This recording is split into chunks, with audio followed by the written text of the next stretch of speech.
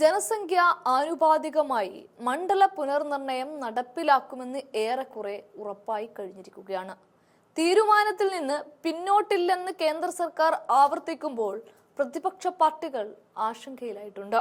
അടുത്ത വർഷം സെൻസസ് നടപ്പിലാക്കുമെന്നും അതിനുള്ള ഒരുക്കങ്ങൾ തുടങ്ങി എന്നും കേന്ദ്ര സർക്കാർ വൃത്തങ്ങൾ അറിയുമ്പോൾ ഇന്ത്യ സഖ്യം ഭയപ്പെട്ടതുപോലുള്ള അപകടം അടുത്തെത്തിയിരിക്കുകയാണ്.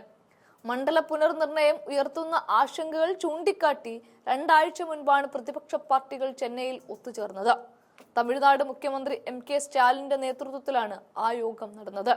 തൊട്ടുപിന്നാലെ കേന്ദ്ര സർക്കാർ നടപടികൾ വേഗത്തിലാക്കുകയായിരുന്നു. ഒരു രാജ്യം ഒരു തെരഞ്ഞെടുപ്പ് പോലുള്ള താന്തോന്നിത്തരം ഒരു വഴിക്ക് നടക്കുമ്പോഴാണ് മണ്ഡല പുനർനിർണയം മറ്റൊരു വഴിക്കും BJP നടപ്പിലാക്കുന്നത്. 1951, 1961, 1971 സെൻസസുകളെ തുടർന്ന് ലോക്സഭ, നിയമസഭാ മണ്ഡലങ്ങളുടെ പുനർനിർണയം നടന്നിരുന്നുവെന്ന വസ്തുത മുതലെടുത്താണ് കേന്ദ്ര സർക്കാർ നടപടിക്രമങ്ങൾ തുടങ്ങിയിരിക്കുന്നത്. ലോക്സഭാ മണ്ഡലങ്ങളുടെ എണ്ണം 494 നിന്നും 1971 ആയപ്പോഴേക്കും ഇപ്പോഴത്തെ 543 ഉയർന്നു. സംസ്ഥാനങ്ങളിലെ ആസന്നമായ ജനസംഖ്യാ വർധനവ് പ്രാതിനിധ്യ ആനുപാതത്തിൽ നിലനിന്നിരുന്ന സന്തുലിതത്വം തകർക്കുമെന്നതിനാൽ 71 ശേഷം മണ്ഡല പുനർനിർണയ പ്രക്രിയ താൽക്കാലികമായി നിർത്തിവെക്കുകയായിരുന്നു. 42ാം ഭരണഘടനാ ഭേദഗതിയിലൂടെ മണ്ഡല പുനർനിർണയം 2000 വരെയും തുടർന്ന് 84ാം ഭേദഗതി വഴി 2026 വരെയും മാറ്റിവെച്ചിരുന്നു.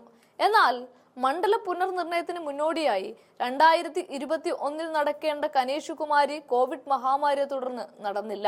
എന്നിട്ടും മണ്ഡല പുനർനിർണയവുമായി മുന്നോട്ടു പോകാനുള്ള ശ്രമമാണ് മോദി സർക്കാർ നടത്തുന്നത്. 1951 ഒരു ലോക്സഭാ മണ്ഡലത്തിലെ വോട്ടർമാരുടെ ശരാശരി എണ്ണം 7.5 ലക്ഷം ആയിരുന്നു എങ്കിൽ ഇന്നത് 15 ലക്ഷം മുതൽ 25 ലക്ഷം വരെയായി വളർന്നിട്ടുണ്ട്. സംസ്ഥാനങ്ങൾ തമ്മിൽ പ്രത്യുത്പാദന നിരക്കിൽ ഗണ്യമായ അന്തരം നിലനിൽക്കുന്ന സാഹചര്യത്തിലാണ് ദക്ഷിണേന്ത്യൻ സംസ്ഥാനങ്ങൾ ഉടക്കുമായി രംഗത്ത് വന്നിരിക്കുന്നത്. സംസ്ഥാനങ്ങൾ തമ്മിൽ പ്രത്യുൽപാദന നിരക്കിൽ ഗണ്യമായ അന്തരം നിലനിൽക്കുന്ന സാഹചര്യത്തിലാണ് ദക്ഷിണേന്ത്യൻ സംസ്ഥാനങ്ങൾ ഉടക്കുമായി രംഗത്ത് വന്നിരിക്കുന്നത്. 1951 7,50,000 വോട്ടർമാർക്ക് ഒരു പ്രതിനിധി എന്ന മാനദണ്ഡം പിന്തുടർന്നാൽ ലോക്സഭയിൽ ഇപ്പോൾ ചുരുങ്ങിയത് 1872 അംഗങ്ങൾ വേണം എന്നുള്ളതാണ് അവസ്ഥ. ഇന്ത്യയുടെ പുതിയ പാർലമെന്റിന് 880 സീറ്റുകൾ മാത്രമാണുള്ളത്. ജനസംഖ്യാനുപാതികമായി പ്രാതിനിധ്യം അപ്രായോഗികമാണെന്ന് കോൺഗ്രസ് ചൂണ്ടിക്കാട്ടുന്നത് ഈ കണക്കുകൾ നിരത്തിയാണ്.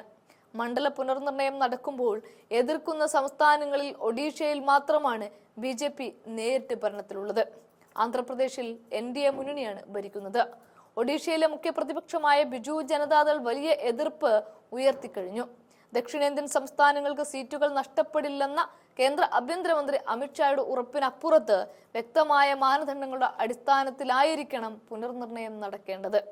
സംസ്ഥാനങ്ങൾ തമ്മിലുള്ള രാഷ്ട്രീയ ബലതന്ത്രം കണക്കിലെടുക്കാതെ നിക്ഷിപ്ത രാഷ്ട്രീയ ലക്ഷ്യത്തോടെ നടത്തുന്ന ഏത് പുനർനിർണയ പ്രക്രിയയും ഗുരുതരമായ പ്രത്യാഘാതങ്ങളായിരിക്കും ക്ഷണിച്ചു വരുത്തുക എന്നും പ്രതിപക്ഷം പറയുന്നുണ്ട്.